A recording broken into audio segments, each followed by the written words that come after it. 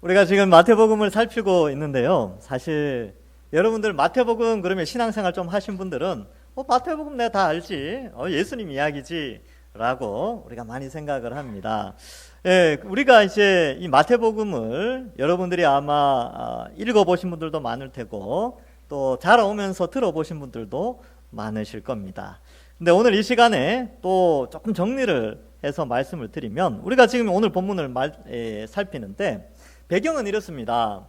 여러분, 이 세상 가운데 구약 시대 때 하나님이 예언하셨던 하나님 나라가 임하게 되는데 아주 독특한 방법으로 임하게 되었다는 것이죠. 한꺼번에 임한 것이 아니라 하나님께서 하나님 나라의 백성들을 불러 모으기 위하여 먼저 하나님 나라의 왕 대신 예수님을 이 땅에 보내시게 됩니다.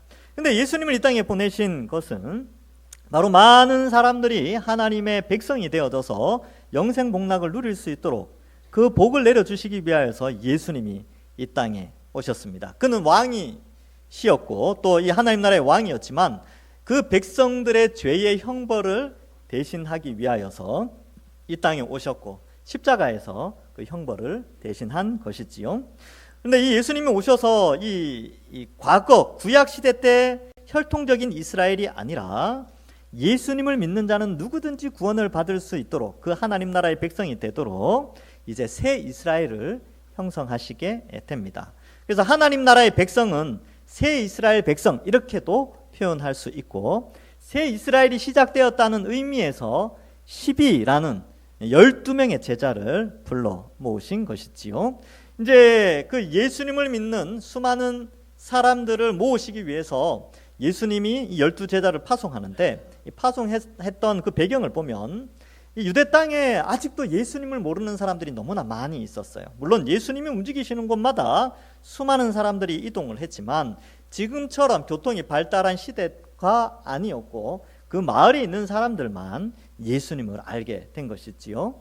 그래서 예수님이 보실 때는 유대 땅에 아직도 너무나 많은 사람들이 복음을 듣지 못하였고, 9장에서도 아직 추수하지 못한 사람들이 추수할 것은 너무나 많은데 일꾼이 없다라고 한탄하시고, 또 수많은 사람들이 하나님의 말씀을 알지 못하여 기진한 것을 보며 제자들을 파송하게 됩니다. 지난 시간에는 복음을 전하는 자와 복음을 듣는 자가 어떠한 자세로 하나님 나라를 확장해 가야 될 것인가에 대해서 살펴보았습니다. 자, 그래서 지난 시간에는 이제 이 제자들이 복음을 전할 때에 거절하는 가정이 있다. 이게 거절에 대한 그런 내용도 살폈는데, 오늘은 조금 더 진전되어져서 복음을 들고 나아갔을 때에 거절이면 참 좋겠는데 거절이 아니라 오히려 잡아 핍박하고 박해하며 채찍질하고 죽음에 이르도록 그들에게 고난을 준다라는 것을 예수님이 말씀하고 있습니다.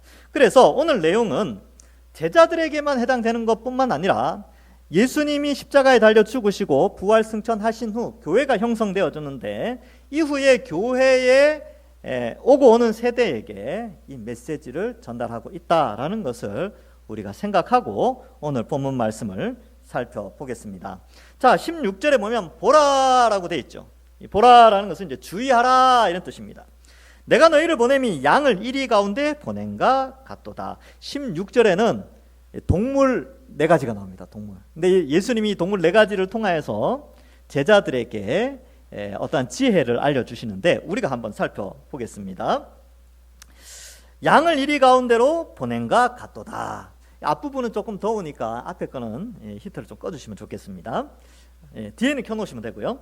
자, 그래서 이 양을 이리 가운데 보낸다 한번 생각을 해보십시오. 여러분, 이리, 늑대를 보신 적 있습니까? 저는 봤어요. 동물원에서 봤습니다. 예. 동물원에 가니까 늑대가 있어요. 근데 보통 개하고 이제 큰 개들하고는 일단 눈빛이 다릅니다. 눈에 살기가 있어요, 애들이. 그리고 이렇게 이 사람이 지나가면 겁을 내지 않고 이렇게 배고플 때는 으르렁대기도 합니다. 무섭더라고요. 예. 근데 양이 만약에 그 우리 속에 있었다면 어땠을까? 그 양은 바로 죽었겠죠. 근데 예수님이 제자들을 세상에 파송할 때에 그 심정이 어땠냐면 수많은 이리 때에 제자들을 보낸다라는 마음이었다는 것이죠. 그러니까 얼마나 마음이 짠하셨겠습니까? 그들이 당할 고난과 어려움을 예수님이 이미 다 알고 계시는 것이죠.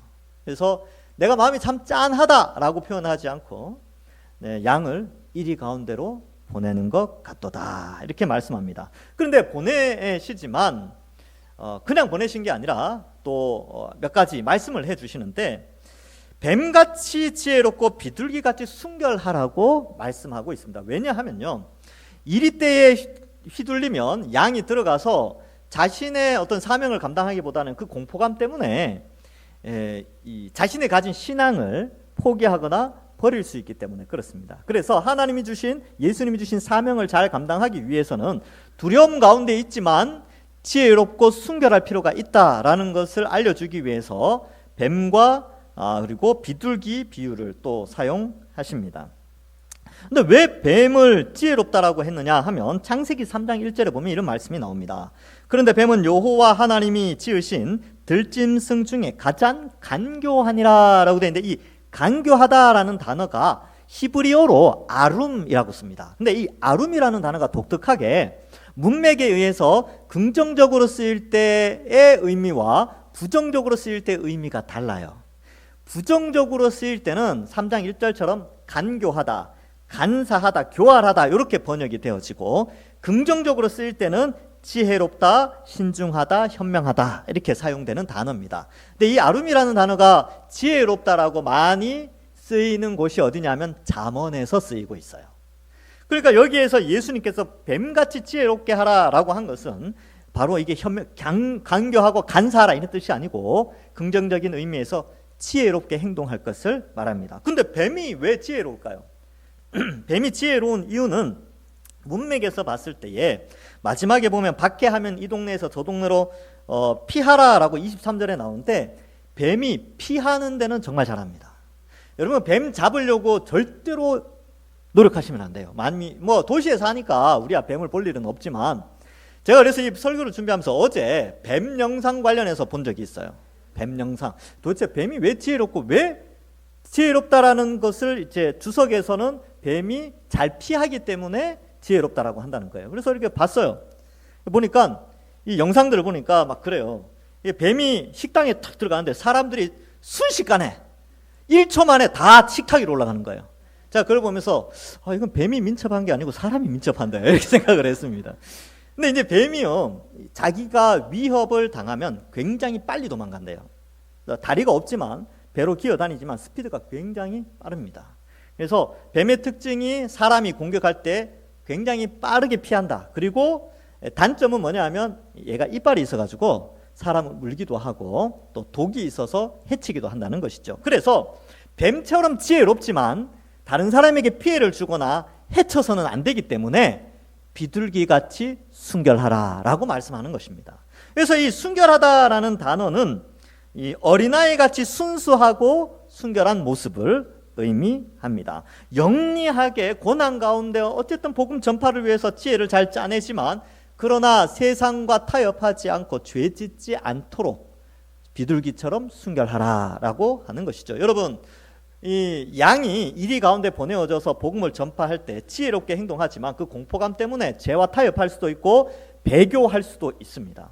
또 죄와 타협하게 되는 것이죠. 그러나 그렇게 하지 않도록 예수님이 비둘기처럼 순결하라라고 말씀을 하시는 것입니다.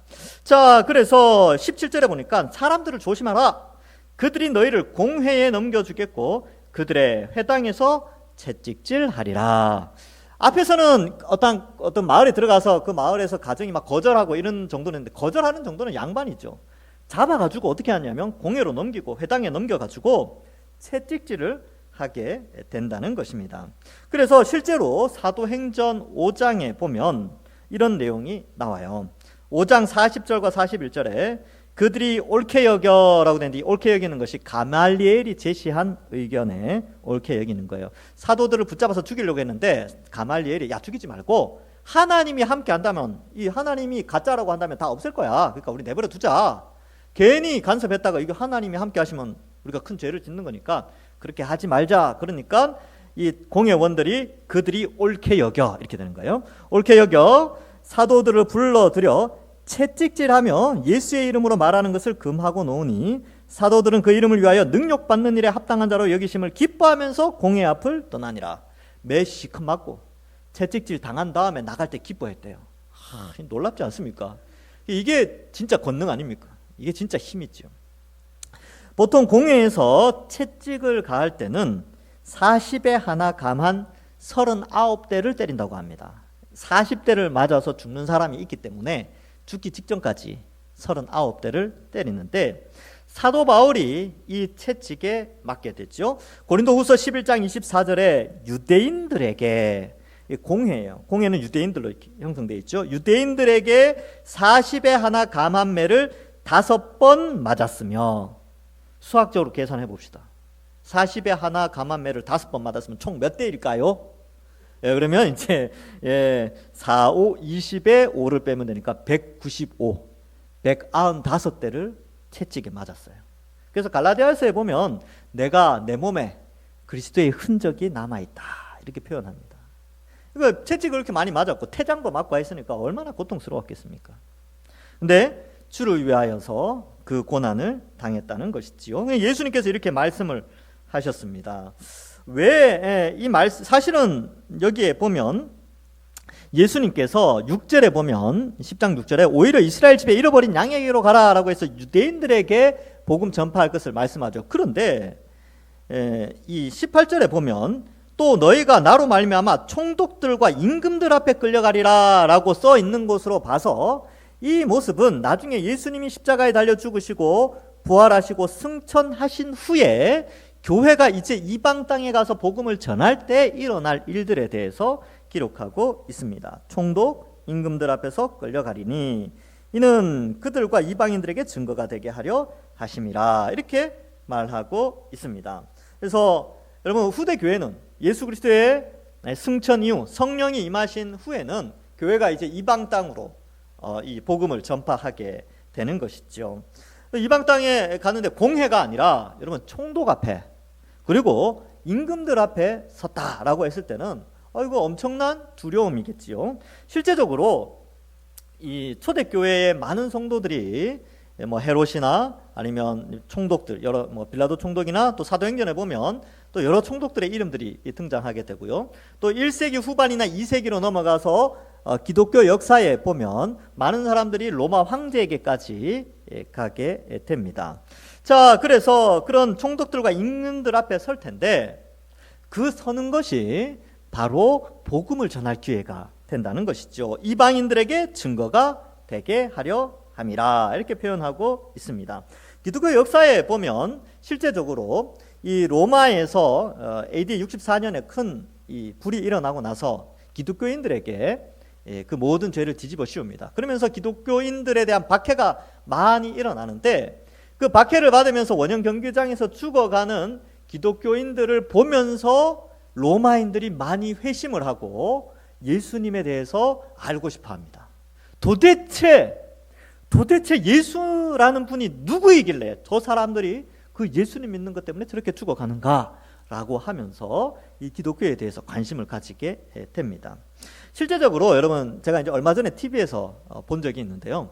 콜로세움이라는 다큐멘터리였어요. 근데 그 콜로세움을 이야기하면서 1세기에 트라이안 황제 시대에 안디옥, 그 시리아에 있는 안디옥인데 거기에 교회 감독이었던 이그나티우스 이야기가 나왔어요. 이그나티우스가 거기 살았는데 로마까지 압송이 됩니다. 그래서 트라이안 황제가 이 기독교들 없애려고 기독교 믿으면 이렇게 죽는다라는 걸 보여주기 위해서 콜로세움에 이그나티우스를 세워요. 근데 이그나티우스가 아주 이제 이렇게 설교를 한번 하고 결국 이제 사자밥이 되는데 사람들 그 다큐멘터리에서 하는 영상이 뭐냐면 그러나 기독교인들은 줄어들지 않았다는 거예요. 오히려 그 이그나티우스의 모습을 보고 사람들이 도대체 기독교는 무엇인지 이그나티우스가 전파했던 그 성경의 내용이 무엇인지 더 궁금해하기 시작했다는 겁니다. 여기 나오는 말씀 그대로죠. 여기 18절에 그들과 이방인들에게 증거가 되게 하려 하심이라. 예수님이 이 말씀을 하신 것입니다. 사람은 누구나 공포감이 있으면 자기 방어 기제가 발동해서 타협을 하게 되고 배교를 하게 되는데 이 일이 일어나지 않았어요. 오히려 더 순교의 자리까지 들어가는 것이죠. 왜 그랬냐 하면 19절과 20절 때문에 그렇습니다. 19절과 20절에 보면 너희를 넘겨줄 때에 어떻게 또는 무엇을 말할까 염려하지 말라. 왜냐하면 20절 끝에 보니까 너희 속에 말씀하시는 이는 곧 너희 아버지 성령이시니라, 이렇게 말씀하고 있습니다. 여러분 10장 1절에서는요 귀신을 쫓아내는 능력, 병을 고치는 권능을 그들에게 주셨어요. 그런데 이 이방인들 앞에서, 죽음의 위협 앞에서는 병을 고치거나 귀신을 내어 쫓는 능력이 중요한 게 아니에요. 그 앞에서는 바로 예수 그리스도를 구주로, 그리고 예수님을 전파하는 그 복음 전파의 능력이 필요한데, 그것은 바로 성령을 통하여 나타나는 것이죠. 바로 성령이 우리 속에 능력 있게 역사하여서 예수 그리스도의 십자가 복음을 전하게 된다는 것입니다. 그래서 어떤 특별한 권능이 아니라 성령이 우리 속에 있는 것이 바로 우리가 예수님 믿고 복음 전하는 자의 권능이다라는 것을 말해주고 있습니다. 여러분 우리는 다 예수님 믿었죠? 성령이 우리 속에 있습니다. 우리는 병 고치는 능력, 귀신 쫓아내는 능력, 어떤 기적을 일으키는 능력은 없지만 우리 속에 성령이 우리를 통하여 능력을 주셔서 복음을 전할 수 있는 은혜를 더하여 주신 것입니다. 그래서 여러분들 우리 주변에 예수님 믿지 않는 자들 보면서 저 사람이 참 예수님 믿었으면 좋겠다라는 마음이 드시죠. 그게 성령이 주시는 능력이에요. 그리고 실제로 복음을 전하지요. 복음을 전할 때 어때요? 두렵잖아요. 야, 내가 이 복음 전해가지고 교회 나오라고 해가지고 관계가 틀어지면 어떡하지? 내게 손해가 생기면 어떡하지? 내가 이제 이 사람들 앞에서 내가 그리스도인임을 나타내면 내가 그 다음부터 예수 믿는 자로서 착하게 살아야 되는데 이 스트레스가 만만치 않겠는데? 라고 생각한단 말이죠. 자기 방어 기제가 활동한단 말이에요. 그럼에도 불구하고 복음을 전하는 이유는 성령이 우리 속에서 능력 있게 역사하기 때문에, 그래서 복음을 전하는 거예요. 우리 믿음의 선배들이 그렇게 죽음의 위협 앞에서, 그 고난 앞에서도 손해보는 것을 뻔히 알면서도 그렇게 복음을 전할 수 있었던 것은 그 속에 성령 하나님이 역사하였기 때문에 그렇습니다. 그래서 요한복음 14장 26절에는 보혜사 곧 아버지께서 내 이름으로 보내실 성령, 그가 너희에게 본 모든 것을 가르치고 내가 너희에게 말한 모든 것을 생각나게 하리라. 성령이 바로 그렇게 역사하신다는 것이죠. 그래서 베드로가 성령이 임하기 전에, 그러니까 성령이 필요 없던 때가 있었죠. 예수님과 함께 있을 때는 성령이 필요 없어요. 왜냐하면 예수님이 보혜사 되셨거든요. 예수님이 함께 계시니까. 근데 예수님이 승천하신 후에는 또 다른 보혜사 성령 하나님을 보내주시게 되는데, 성령이 안 계시고 또 예수님도 십자가 신문 받으실 때 베드로가 대제사장 뜰에서 예수님을 3번 부인하잖아요. 그런데 성령이 임하고 나서는 어떻게 변했느냐? 사도행전 4장 8절에 보면 이에 베드로가 성령이 충만하여 이르되 백성의 관리들과 장로들아 라고 하면서 공회 앞에서 담대하게 복음을 전합니다. 근데 그 공회가 어떤 자리냐면요, 불과 몇 개월 전에 예수님을 신문하던 자리에 지금 베드로가 그 자리에 그대로 서 있는 거예요. 자신의 운명이 예수님처럼 십자가에 달릴 수 있다는 그것을 알매도 불구하고 성령이 충만하여서 오히려 예수님을 전파하고, 그 설교 내용을 보면요, 재판정에 있는 공회원들에게 너희가 살인자다, 너희가 예수님 죽였다 라고 말하는 그 담대함이 성령 충만함으로 말미암아 베드로에게서 그 설교의 내용이 나타나게 됩니다. 사도행전 7장 55절에는요 스데반이 이렇게 말하죠. 스데반이 성령 충만하여 하늘을 우러러 주목하여 하나님의 영광과 및 예수께서 하나님 우편에 서신 것을 보고, 성령이 충만하니까 영안이 열려져서 하나님과 예수 그리스도를 보게 된 것이죠. 성령이 그렇게 능력을 주신 것입니다. 여러분 사실 우리도 그래요. 보통 이제 순교 이런 거 이렇게 드라마나 영화 또 설교를 통하여 들으면, 야, 나는 순교 못할 것 같아. 죽는 게 얼마나 두려운데. 여러분 죽는 거 두려우시죠? 나는 죽음이 두렵지 않다 손 들어 보십시오. 없군요. 예. 코로나 때도 그랬잖아요. 우리가 코로나 그것 때문에 우리도 사실 좀 두려워했죠. 또 우리 주변에서 또 가까이 있는 사람 중에서 돌아가신 분들도 있을 수 있기 때문에 상당히 두려웠어요. 그만큼 죽음이라는 것은 사람들에게 두려움을 주는 것입니다. 그런데 그 죽음을 극복할 수 있는 능력이 바로 성령을 통해서 주어진다. 그러면 여러분들 지금은 그럴 수 있어요. 내게 누가 막 목숨 칼 이렇게 대놓고 너 예수 믿을래 안 믿을래 그러면 나는 두려워서 감당하지 못할 것 같아, 이런 생각이 들 때도 있잖아요. 나는 순교 부담돼, 그럴 수 있는데, 그런데요 막상 실제로 어쩌면 그런 상황이 벌어졌을 때 정말 우리 속에 성령이 살아계시다면 그때 성령이 할 말과 할 행동을 하게 하십니다. 정말로 구원받았다면. 그래서 목숨이라도 내어놓고 자기 신앙을 고백하게. 물론 지금은 그런 시대가 아니니까 우린 두렵죠. 그 두려운 건 당연한 겁니다. 그러나 그러한 상황이 벌어졌을 때는 성령이 역사하세요. 그게 능력 아니겠습니까? 그걸 통하여서 교회가 이렇게 확장되어져 온 것입니다. 그래서 이러한 성령의 능력에 대해서 설명을 해주고 있습니다. 그래서 여러분, 예수님 믿고 권능 받았다, 능력 받았다 뭐 해서 뭐 신비한 거 이런 거 보지 마시고 그냥 성령이 우리를 예수님 잘 믿고 믿음에 굳건하게 서서 인도하시는 것이 바로 성령의 능력, 힘이다 이렇게 생각하시면 되겠습니다. 자, 그래서 21절에 보시면 그러면 성령이 우리 속에 오셨는데 너희가 이 제자들이 채찍질도 당하는데 어떤 상황까지 벌어지냐. 21절에 보면 아주 충격적인 내용을 예수님이 말씀하세요. 장자 형제가 형제를, 아버지가 자식을 죽는 데 내어주며 자식들이 부모를 대적하여 죽게 하리라. 여러분, 가족이라는 것은요 원래 보호합니다. 가족은 자기 편이에요. 가족은 무조건 내 편이 돼 있어요. 그래서 가족은 가족의 생명을 지키기 위하여 보호하고 아껴주고 서로 사랑하며 그러한 공동체란 말이죠. 그런데 이 가족이 죽음에 내어주는 그런 상황, 그런 극한의 상황까지 처해질 것을 말해주고 있는 것이죠. 그래서 부모가 자식들, 또 자식이 부모를, 또 형제끼리 죽음에 내어놓는, 그러니까 이 예수님 믿는 것 때문에 그렇게까지 순교에까지 이르게 한다라는 것이죠. 그래서 죽음에 대한 이야기를 하면서 예수님께서 복음 전파자가 순교할 수 있다는 것까지 말해주고 있습니다. 사도행전 7장에 59절과 60절에 이런 말씀이 나오죠. 그들이 돌로 스데반을 치니 스데반이 부르짖어 이르되 주 예수여 내 영혼을 받으시옵소서 하고 무릎을 꿇고 크게 불러 이르되 주여 이 죄를 그들에게 돌리지 마옵소서 이 말을 하고 자니라. 최초의 기독교 순교자, 기독교 순교자는 이 집사님이었죠. 시무 집사, 안수 집사죠.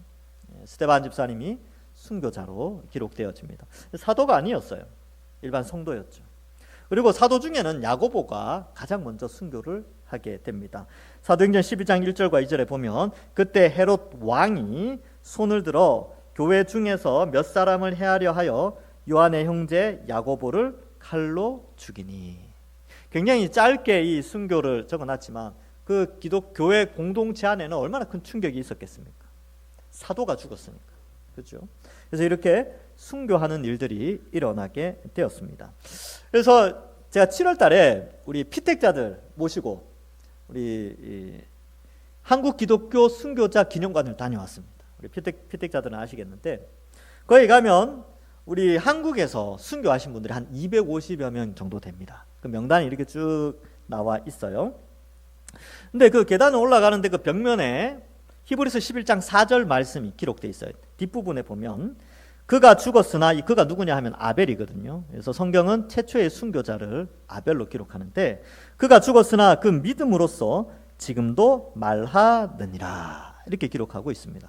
우리 한국 교회의 믿음의 선배들 250여 명의 순교자들이 거기에 이름이 적혀 있는데 그들은 죽었으나 그들의 믿음으로 지금도 이 시대에 우리에게 말하고 있다라는 메시지가 거기에 딱 적혀 있어요. 감동적이었죠. 그리고 이제 들어가면 이제 LCD TV가 여러 개 이렇게 진열이 되어 있는데 거기에 우리 순교하신 분들의 말들이 기록되어 있어요. 두 가지만 소개해 드릴게요. 살고 죽는 것은 하나님의 장중에 있으니 비겁하게 살지 말고 차라리 의롭게 죽읍시다. 죽으면 순교자의 면류관을 받는 것인데 무엇을 염려합니까? 라고 하며 우리 한국교회의 우리 믿음의 선배들이 그렇게 복음 전파를 위하여서 죽었습니다. 그리고 이제 바깥에 나오니까 그 마당이 있어요. 마당에 이제 보니까 비석이 이렇게 세워져 있는데 거기에 1940년에 주기철 목사님이 마지막으로 한 설교의 내용이 담겨져 있는데 거기 한 구절을 읽어드리겠습니다. 주님을 위하여 오는 십자가를 내가 이제 피하였다가 이 다음 주님이 너는 내가 준 유일한 유산인 고난의 십자가를 어찌하여 왔느냐고 물으시면 나는 무슨 말로 대답하랴. 이렇게 기록되어져 있습니다. 그래서 우리 믿음의 선배들은요, 바로 이 복음 전파를 위하여 순교의 자리까지 나아갔습니다. 그런데 그것이 그들이 대단하고 위대해서가 아니라 바로 그 앞에 20절에 나오는 성령이 그들에게 충만하게 역사하심으로 말미암아 그들이 순교의 자리까지 나아가게 되었던 것이죠. 22절에 보면 또 너희가 내 이름으로 말미암아 모든 사람에게 미움을 받을 것이나 끝까지 견디는 자는 구원을 얻으리라. 여기 보면 모든 사람에게 미움을 받죠. 왜요? 예수님의 이름 때문에 그렇습니다. 그래서 여러분, 우리 기독교인들이요, 우리의 신앙의 정체성을 드러내고 이 세속 사회에서 딱 살게 되면 사람들은 그때부터 우리를 유심히 쳐다봅니다. 그리고 조금이라도 뭘 잘못하면 우리를 비난하지요. 그래서 많은 기독교인들이 자신이 기독교인임을 세상에 드러내는 것을 주저하게 됩니다. 왜냐하면 외부로부터 오는 고난에 대한 공포감 때문에 그렇죠. 근데 여러분, 우리가 정말 성령 하나님 우리 속에 계시다면 우리가 그리스도인임을 나타내야 되죠. 그리고 그걸 나타내어야지만 전도를 할 수가 있습니다. 이 사명, 복음 전파의 사명을 감당할 수가 있게 되는 것이죠. 근데 자신이 그리스도인임을 나타내지 않다가 뜬금없이 갑자기 예수님 믿으라 그러면 상대방도 상당히 놀라겠죠. 그러니까 우리 자신이 그리스도인임을 조금씩 드러내야 돼요. 그리고 때가 되면 그 영혼을 사랑하는 마음이 있으면 복음 전도하는 것이지요. 그렇게 해서 많은 사람들의 미움이 있음에도 불구하고 복음을 전할 때에 하나님의 택한 백성들은 그 복음을 듣고 예수님께로 돌아오게 되는 것입니다. 우리가 돌아오게 하는 게 아니고요, 돌아오게 하는 역사는 하나님이 하시는 거고 우리의 사명은 전파하는 사명이 있는 것입니다. 자, 그래서 거기에 끝까지 견디는 자는 구원을 얻으리라. 오늘 설교 제목과 관련되어 있는데, 그렇다면 끝까지는 어디까지일까요? 끝까지 견뎌야 되는데, 끝까지 견디라는 신앙은 그 끝까지가 어디냐 하면 죽음에 이르기까지 이 믿음을 지켜나가라라는 것입니다. 그래서 끝까지 견디는 신앙을 위하여서 우리가 이리 가운데로 가야 되고요, 그 가는 가운데 뱀처럼 지혜로워야 되고 비둘기처럼 순결해야 합니다. 오늘날 21세기를 살아가는 우리 교회, 우리 동산교회, 또 한국교회를 생각해 보면서 우리는 이 사명을 어떻게 잘 감당하고 있는가를 돌아보지 않을 수가 없습니다.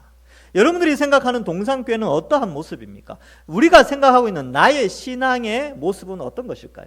오늘 본문 말씀은 우리의 신앙이라는 주제를 가지고 신앙과 관련된 여러 가지 내용들을 살펴볼 수 있는데, 마치 프리즘에 빛이 통과하여 스펙트럼이 다양하게 나타나듯이 우리의 신앙이라는 프리즘에 빛이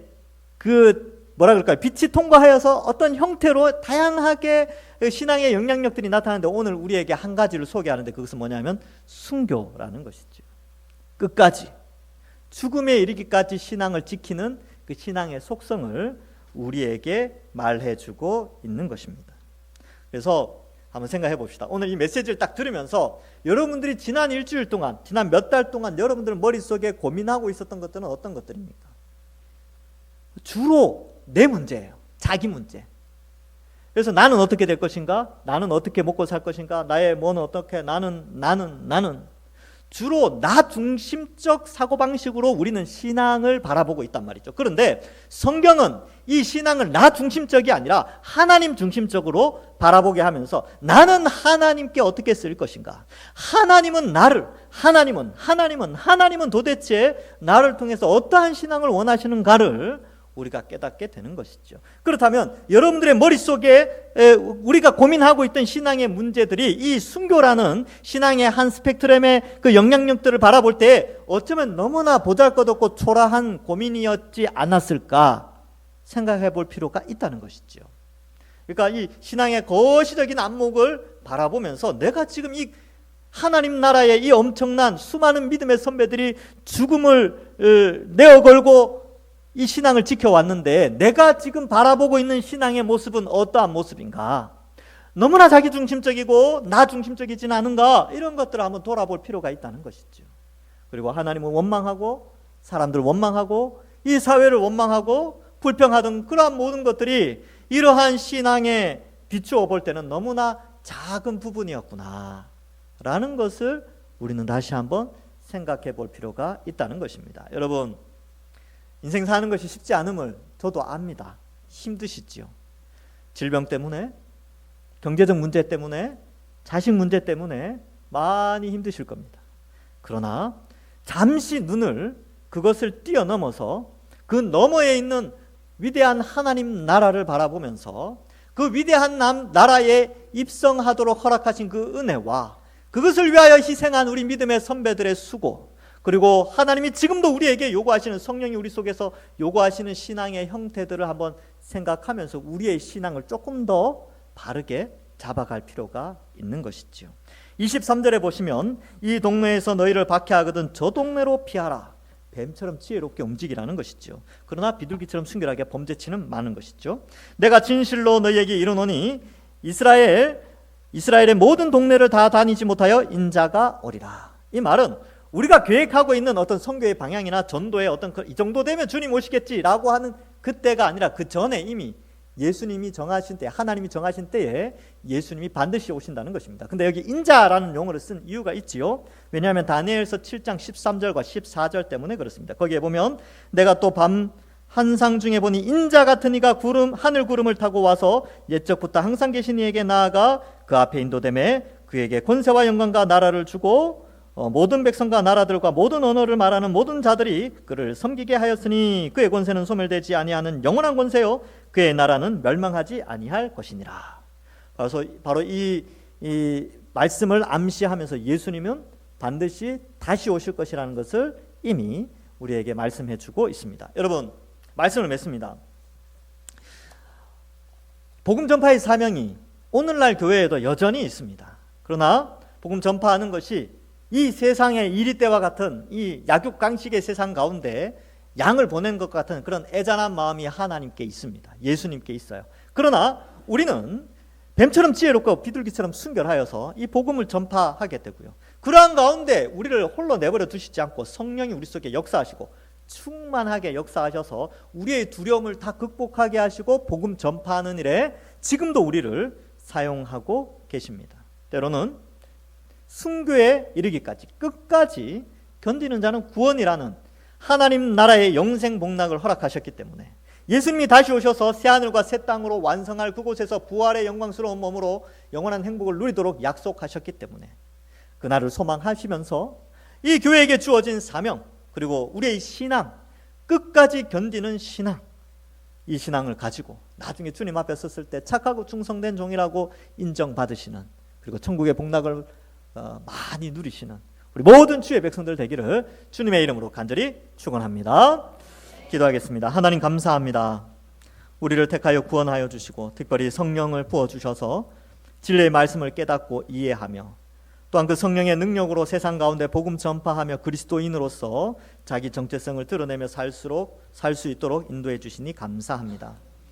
주님 다시 오실 날이 멀지 않았음을 우리가 생각하며 나 중심적 신앙에서 하나님 중심적 신앙으로 옮겨가 조금 더 거시적인 안목으로 우리의 신앙을 돌아보고 또 우리의 신앙이 주님 오신 그날을 소망하며 더욱더 어떠한 고난이 있다 하더라도 견디고 참아내고 인내하는 신앙으로 자라갈 수 있도록 인도하여 주옵소서. 전쟁과 같은 세상 속에서 이번 한 주간 살아갈 때 성령 하나님께서 우리를 지키시고 도와주실 줄 믿사옵고 감사드리오며 예수님의 이름으로 기도하옵나이다. 아멘.